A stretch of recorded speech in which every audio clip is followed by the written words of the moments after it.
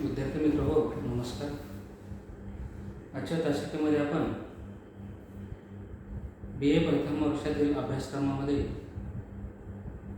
समाविष्ट करण्यात आलेले एक महत्त्वपूर्ण संत आहे संत एकनाथ महाराज यांच्या जीवनचरित्राची माहिती आणि त्यांच्या काही अभंगाचा विचार आपण यापूर्वीच्या तासिकेमधून केलेला आहे. आजच्या तासिकेमधून आपण संत एकनाथ महाराजांचा चौथा अभंग आहे. त्या चौथ्या अभंगाचा आशय आणि स्वरूप आपण पाहणार आहोत. सर्वप्रथम आपण या अभंगाचं वाचन करूया आणि त्यानंतर या अभंगाच्या संदर्भामध्ये डॉक्टर किशोर सानप यांनी जे विवेचन केलेलं आहे त्या आधारे आपण हा भाग समजून घेणार आहोत. पाहूया. जे जे दृष्टी दिसे ते ते हरे रूप, पूजा ध्यान जप त्याशे नाही. वैकुंठ कैलासी तीर्थक्षेत्री देव, तया बिन ठाव हरिता कोठे. वैष्णवांचे भूय मोक्षांचा एकांत, अनंताचा अंत पाहता नाही. आदीमध्ये अंती अवघा एक हरी, एकची अनेक एक हरी. एकाकार झाले जीव तेची दोन्ही, एका जनार्दनी ऐसे केले. हा संत एकनाथ महाराजांचा 5 चरणाचा आणि अतिशय महत्त्वपूर्ण असा अभंग आहे. विद्यार्थी मित्र हो, संत एकनाथ महाराज यांनी या अभंगाच्या माध्यमातून एक भक्तांची उच्च अवस्था वर्णन केलेली आहे. एखादा भक्त जो निष्काम भावनेने निस्वार्थ भावनेने परमेश्वराची सेवा करतो, परमेश्वराचं नामस्मरण करतो, रात्रंदिवस परमेश्वराच्या नामस्मरणामध्ये तल्लीन होतो, एकरूप होतो, असा जो खरा भक्त आहे, अशा खऱ्या भक्तांना असे जे खरे निष्ठावान भक्त आहेत, खरे निस्वार्थी भक्त आहेत, ज्याची अशी धारणा झालेली आहे, ज्याची अशी भावना झालेली आहे की या संपूर्ण सृष्टीमध्ये परमेश्वर व्यापून राहिलेला आहे. खरं तर संत एकनाथ महाराजांनी हा स्वतःचा अनुभवच विशद केलेला आहे.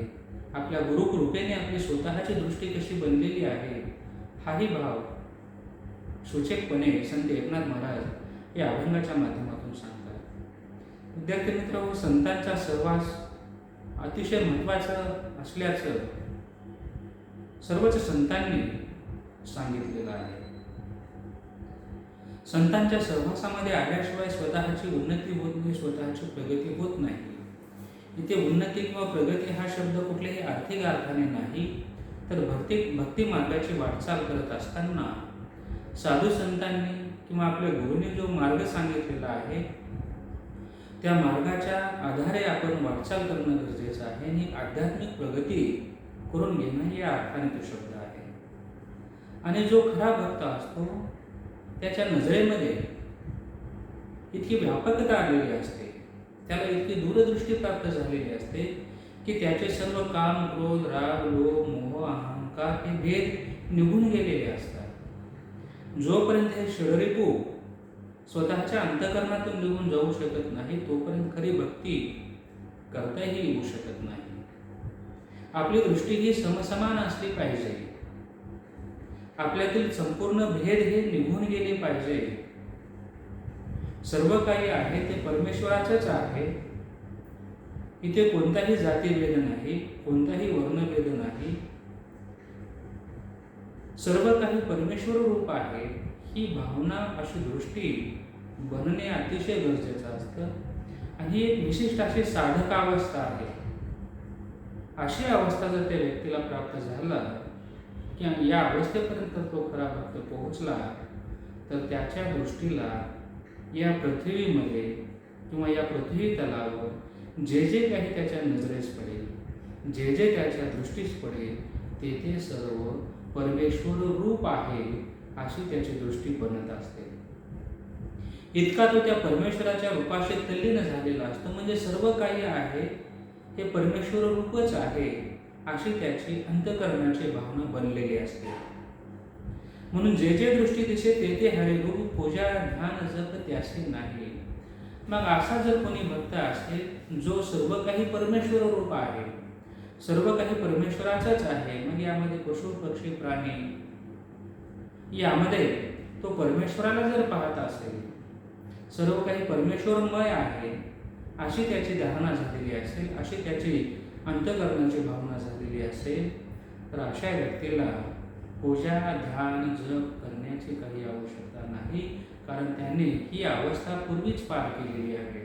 या विशिष्ट अवस्थेपेक्षा तो वर पोहोचलेला आहे आणि त्याची सर्व दृष्टी, त्यांचं अंतर्मन, त्याचा अंतरात्मा आणि त्याच्या दृष्टीस पडणारी प्रत्येक व्यक्ती या सर्वच ठिकाणी हा परमेश्वर चराचरामध्ये व्यापून राहिलेला आहे आणि म्हणून जे जे त्याच्या दृष्टीला पडेल ते त्याला परमेश्वर रूपच वाटतं आहे. अशी त्याची धारणा बनली, अशी त्याची भावना झाली किंवा असा त्याच्या अंतःकरणामध्ये जर विचार झाला तर त्याला यापेक्षा वेगळं करण्याची काही गरज नाही. त्याला पूजा ध्यान जप तप करण्याची काही आवश्यकता नाही, असं संत एकनाथ महाराजांनी सांगितलेलं आहे किंवा वर्णन केलेलं आहे. संत एकनाथ महाराजांची दृष्टी देखील अशी मानवतावादी झाल्याची दिसून येते. त्यांचं जीवनचरित्र पाहिलं तर त्यांच्या जीवनचरित्रामध्ये असं सांगितलं जातं की संत एकनाथ महाराजांनी असं मानव कल्याणाचं कार्य केलेलंच आहे. त्या वाळवंटामध्ये तहानलेल्या गाढवाला त्यांनी पाणी पाजलं असं म्हटलं जातं, कारण एकनाथ महाराजांची दृष्टीच तशा स्वरूपाची बनलेली होती. ती व्याकुळता, त्या प्राण्यांची तळमळ त्यांना पावलेली नाही, म्हणून त्या ठिकाणी त्यांनी पाणी पाजलेलं होतं. म्हणजे त्यांची दृष्टी हा भेद करणारी नव्हती. तो प्राणी आहे, आपण मनुष्य आहोत, हा भेद त्यांच्या दृष्टीमध्ये नव्हता. मग सर्वारूपी प्रेम भाव किंवा जे जे दृष्टी दिसेल ते हरे रूप अशी त्यांची भावना या ठिकाणी झालेली होती आणि त्याच भावनेतून ते सर्व जगाकडे पाहत होते.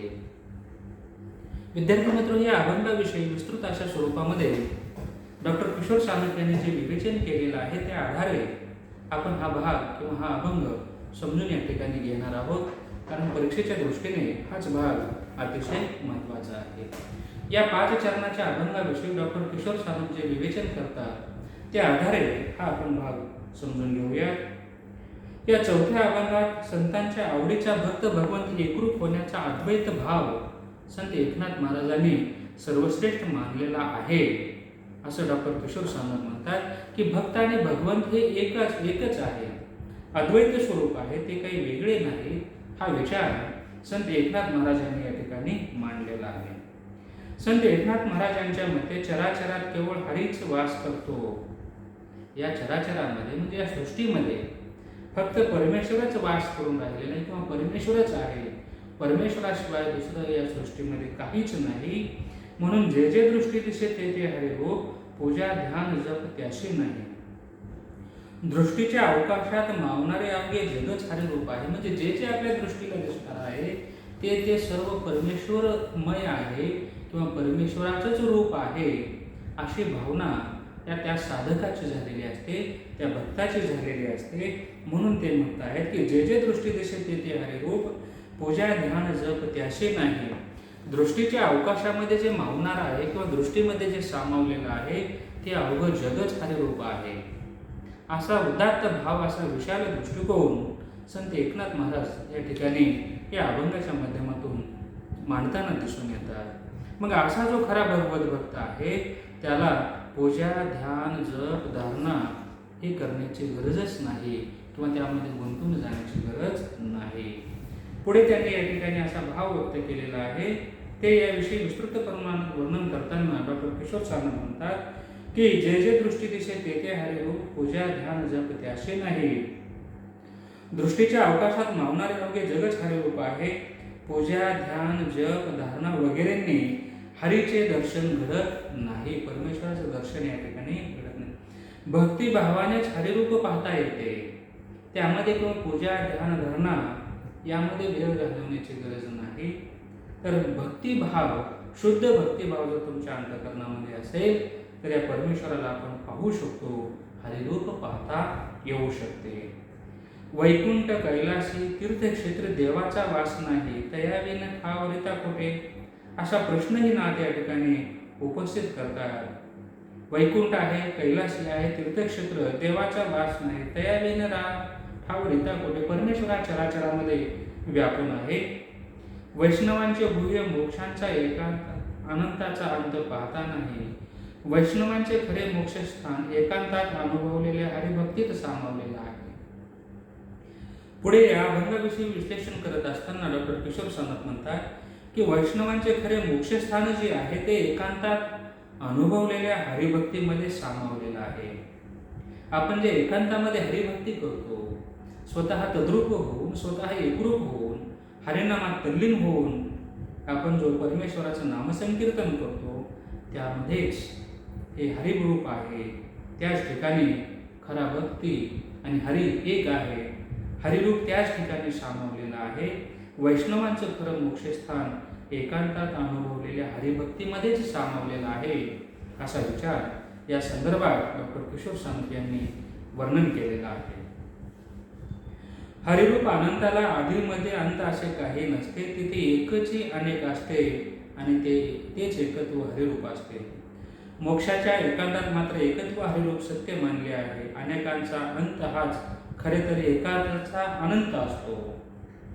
शेवटी एकाकार झाले जीव, तेची दोन्ही एका जनार्दनी ऐशी केले. संत एकनाथ महाराज आपल्या गुरुशी एकरूप होतात, तोच हररूप झाल्याचा साक्षात्कार असतो. एकाकार झाले दोन्ही जीव व्यापक हे सूचित होते. आणि शेवटच्या चरणामधून संत एकनाथ महाराज म्हणतात की हे सर्व किंवा माझी अवस्था ही कशाने झाली असेल किंवा माझ्यामध्ये अंतर्बाह्य बदल कशाने झाला असेल तर तो केवळ गुरुकृपेने झालेला आहे, गुरुमुळेच झालेला आहे. म्हणून एका जनार्दनी ऐसे केले. संत एकनाथ आपल्या गुरुशी एकरूप होतात, तोच हरिरूप झाल्याचा साक्षात्कार असतो.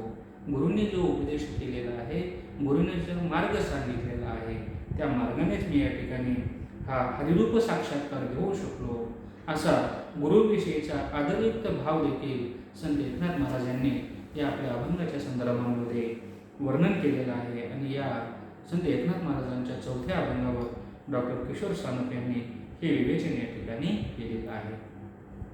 सारांश रूपाने अधिक विस्तृत स्वरूपामध्ये संत एकनाथ महाराजांच्या अभंगाविषयी डॉक्टर किशोर सानप यांनी जे विचार मांडलेले आहेत तेही आपण या ठिकाणी पाहणार आहोत. डॉक्टर किशोर सानप म्हणतात, अद्वैत मतांचाही गलबला केला जातो. अद्वैत म्हणजे एकाकार होय.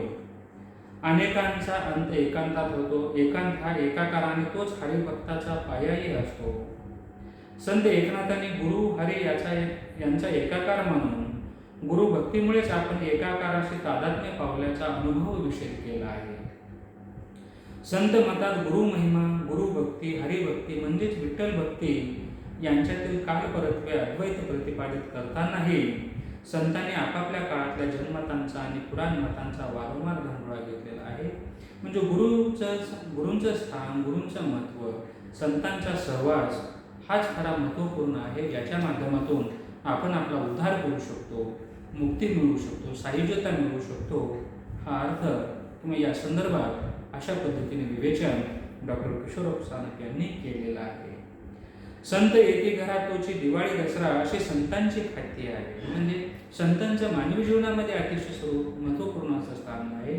संतांचा सहवास लाभल्यामुळेच प्रत्येक मानवाचा उद्धार होऊ शकतो, इतके संत श्रेष्ठ आहेत. आणि एक उदाहरण देऊन त्यांनी सांगितलेलं आहे. डॉक्टर किशोर सानप म्हणतात, संत येती घरात तोची दिवाळी दसरा. एक आनंदाचा क्षण संतांची जी भेटी होती असते तोच खरा. म्हणजे ज्या दिवशी संत आपणास भेटतात किंवा ज्या दिवशी आपण संतांच्या सहवासामध्ये येत असतो तोच खरा दिवाळी दसरा आहे.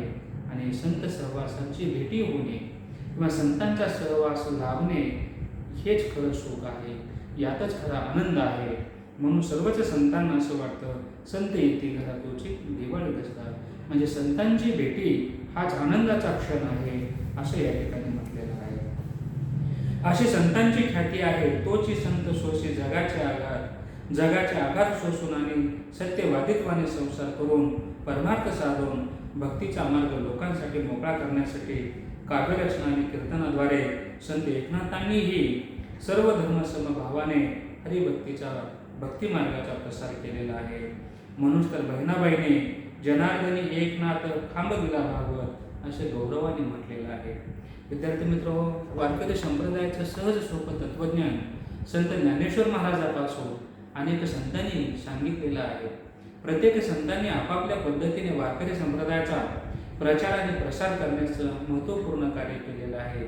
मग अभंगाच्या माध्यमातून, कीर्तनाच्या माध्यमातून, प्रवचनाच्या माध्यमातून, ग्रंथ निर्मितीच्या माध्यमातून ही वारकरी संप्रदायाची परंपरा संत ज्ञानेश्वर महाराजापासून त्यांच्यानंतर 300 वर्षांनी जन्मास आलेले संत एकनाथ महाराज यांनी देखील केलेली आहे.